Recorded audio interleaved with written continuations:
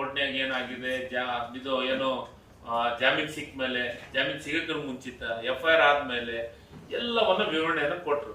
ಇದಾದ ಮೇಲೆ ಗವರ್ನರ್ ಪ್ರಮಾಣ ವಚನ ಸ್ವೀಕಾರ ಮಾಡಕ್ ಕೊಡ್ತಾರ? ಆರೋಪಿ ಇದ್ರೆ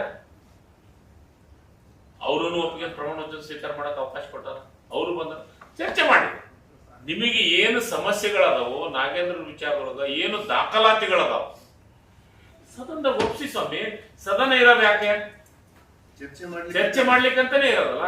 ಈಗ ಇವರು ಏನಾಗಿದೆ ಅಂದ್ರೆ, ಇವರಿಗೆ ನಿಜವಾಗ್ಲೂ ರಾಜ್ಯದ ಜನರ ಹಿತ ಬೇಕಾಗಿಲ್ಲ, ಇವರಿಗೆ ರಾಜಕಾರಣ ಬೇಕು. ಕುಂತಲ್ಲೇ ನಿಂತಲ್ಲೇ ಎಲ್ಲದಕ್ಕೂ ರಾಜಕಾರಣ ಬೇಕು. ರಾಜಕೀಯ ಬಿಟ್ರೆ ಇವರ ಜೀವನ ಇಲ್ಲ.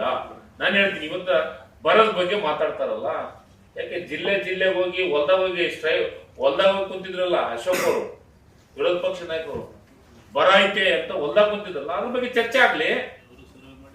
ಅವರು ಸರ್ವೆ ಮಾಡಿದ್ದಾರೆ. ಸರ್ವೆ ಮಾಡಿ ಕೇಂದ್ರ ಸರ್ಕಾರಕ್ಕೆ ಏನ್ ಕೊಡ್ಬೇಕಾಗಿತ್ತು ಕೊಡ್ಲಿ. ಅವ್ರ ಜವಾಬ್ದಾರಿನೂ ಇದೆ.